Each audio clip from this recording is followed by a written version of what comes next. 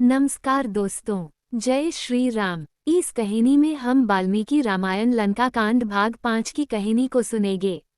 दोस्तों, अगर आप चैनल में नए हो तो चैनल को सब्सक्राइब करें और रामायण लंका कांड भाग 1, 2, 3 और 4 की कहानी को नहीं सुना तो जरूर सुने। लंका कांड भाग 5 की इस कहानी को विस्तार चर्चा करेंगे और कहानी को सुनेंगे। 1. राम और लक्ष्मण मेघनाथ की बंधन में। 2. धूम्राक्ष और वज्र डांस्तरा का वध। तो आइए कहानी को सुनते हैं। जब हर्षोन्मत्त वानरों का तुमुलनाद सुनकर रावण को आश्चर्य हुआ और आशंका ने उसे आ घेरा। उसने तत्काल मंत्रियों से कहा, वानर सेना में इतना उत्साह कैसे आ गया? मेघनाद ने तो राम और लक्ष्मण का वध कर दिया था। शीघ्र पता लगाकर बताओ, इसका क्या कारण है? कहीं भरत तो अयोध्या से विशाल सेना लेकर नहीं आ गया? आखिर ऐसी कौन सी बात हुई है जो वानर सेना राम की मृत्यु का दुख भी भूलकर गर्जना कर रही है? तभी एक गुप्तचर ने आकर सूचना दी कि राम और लक्ष्मण मरे नहीं हैं, वे नागपाश से मुक्त होकर युद्ध की तैयारी कर रहे हैं। ये सुनते ही रावण का मुख फीका पड़ गया। उसने क्रोधित होकर पराक्रमी धूम्राक्ष को आज्ञा दी, हे वीरश्रेष्ठ धूम्राक्ष, तुमने अब तक अनेक बार अद्भुत पराक्रम प्रदर्शित किया है। तुम सहस्त्रों वीरों को अकेले मार सकते हो। एक विशाल सेना लेकर जाओ और राम लक्ष्मण सहित शत्रु सेना का वध करो। रावण की आज्ञा पाते ही शूल, गदा, तोमर, भाले, पट्टिश आदि शस्त्रों से युक्त राक्षसों की विशाल सेना लेकर धूम्राक्ष रणभूमि में जा पहुंचा। इस विशाल वाहिनी को देखकर वानर सेना घोर गर्जना करती हुई उस पर टूट पड़ी। धूम्राक्ष कंकपत्रों वाले तीक्ष्ण बाणों से वानरों को घायल करने लगा। वे भी राक्षसों के वार बचाकर बड़े बड़े शिलाखंड ले आकाश में उड़कर उन पर फेंकने लगे। आकाश को उद्यत राक्षसी सेना को अपने प्राण बचाने कठिन हो गए। फिर भी राक्षस सेना का एक भाग अपने प्राणों की चिंता न करके बाणों, त्रिशूलों आदि से वानरों का लहू बहा रहा था। चारों ओर रक्त की नदियां बहने लगीं। जिधर देखो उधर ही राक्षसों और वानरों के रुंड मुंड दिखाई देते थे। कानों के पर्दों को फाड़ने वाला चीत्कार और हाहाकार सुनाई दे रहा था। रणन्मत्त धूम्राक्ष हताहत वीरों के शरीरों को रौंदता हुआ अपने अग्नि बाणों से वानर सेना को भस्मीभूत कर रहा था। उसके आक्रमण की ताव न लाकर वानर सेना इधर उधर भागने लगी। अपनी सेना की ये दुर्दशा देखकर हनुमान ने क्रोध से भरकर एक विशाल शिला उखाड़ी और लक्ष्य तानकर धूम्राक्ष की ओर फेंक दी। उस शिला को अपनी ओर आते देख वो फुर्ती से रथ से कूद पड़ा। इस बीच में रथ चूर चूर हो चुका था और घोड़े तथा सारथी मर चुके थे। राक्षस सेनापति को इस प्रकार बचता देख हनुमान का क्रोध और भी भड़क उठा। उन्होंने दांतों, नाखूनों से उनके और धूम्राक्ष के बीच में आने वाले राक्षस समुदाय का विनाश करके मार्ग साफ कर लिया। जब उसने हनुमान को भयंकर रूप से अपनी ओर आते देखा तो लोहे के कांटों से भरी हुई गदा उठाकर उनके सिर पर दे मारी। हनुमान ने वार बचाकर एक भारी शिला उठाए और आकाश में उड़कर धूम्राक्ष को दे मारी। इससे उसके शरीर की समस्त हड्डियां टूट गईं और वह पृथ्वी पर गिरकर यमलोक सिधार गया। उसके मरते ही राक्षस भी भाग छूटे। रावण ने जब धूम्राक्ष की मृत्यु का समाचार सुना तो वह क्रोध से पागल हो गया। उसके नेत्रों से चिंगारियां निकलने लगीं। उसने वज्रदष्ट्र को बुलाकर आज्ञा दी कि वह राम लक्ष्मण तथा हनुमान सहित वानर सेना का वध करके अपने शौर्य का परिचय दे। वज्रदष्ट्र जितना वीर था, उससे अधिक मायावी था। वह अपनी भीमकर्मा पराक्रमी सेना लेकर दक्षिण द्वार से चला। युद्धभूमि में पहुंचते ही उसने अपने सम्मुख अंगद को पाया जो अपनी सेना के साथ उससे युद्ध करने के लिए तत्पर खड़ा था। वज्रदष्ट्र को देखते ही वानर सेना किचकिचाकर राक्षसों पर टूट पड़ी। दोनों ओर से भयंकर मारकाट मच गई।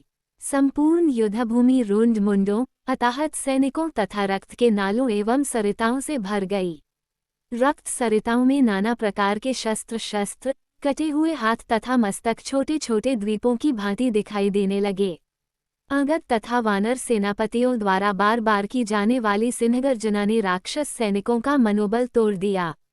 जब उन्हें अपने चारों ओर राक्षसों के कटे हुए अंग दिखाई देने लगे तो वह अपने प्राणों के मोह से रणभूमि से पलायन करने लगे।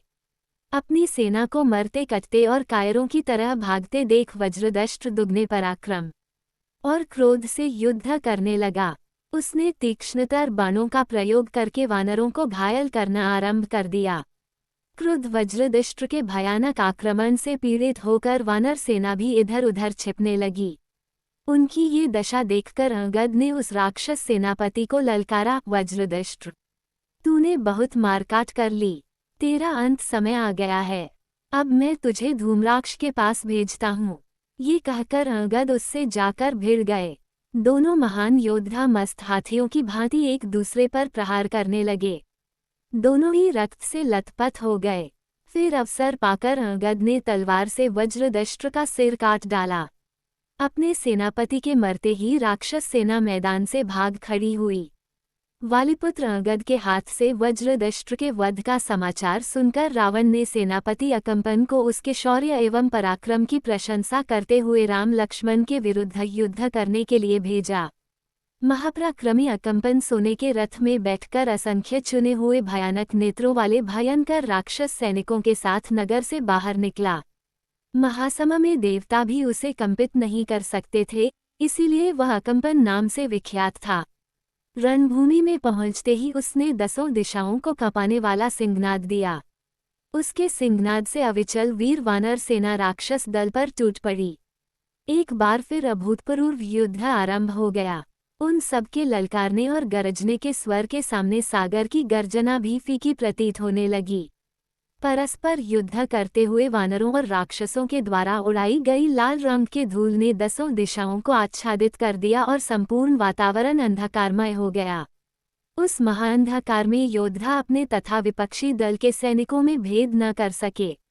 वानर वानरों को और राक्षस राक्षसों को मारने लगे।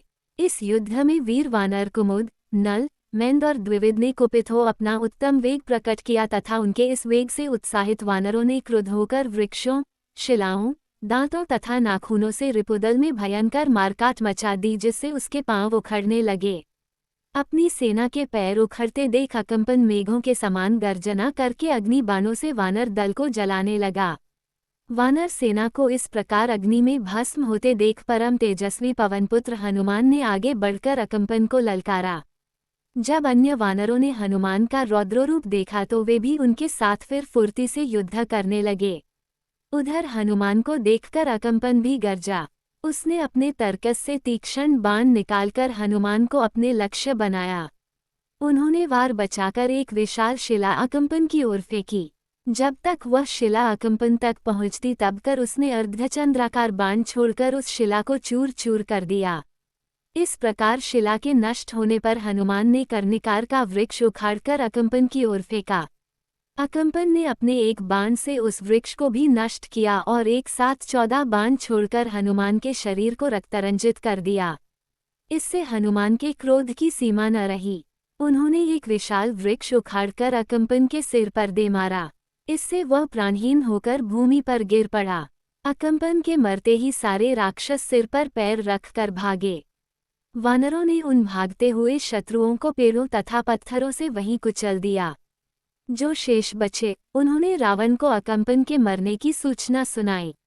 दोस्तों, रामायण लंका कांड भाग 5 समाप्त हो गया है। अगर आप लंका कांड भाग 6 की कहानी को सुनना चाहते हैं तो हमारे चैनल के साथ बने रहे। जय हिंद, जय श्री राम, भारत माता की जय।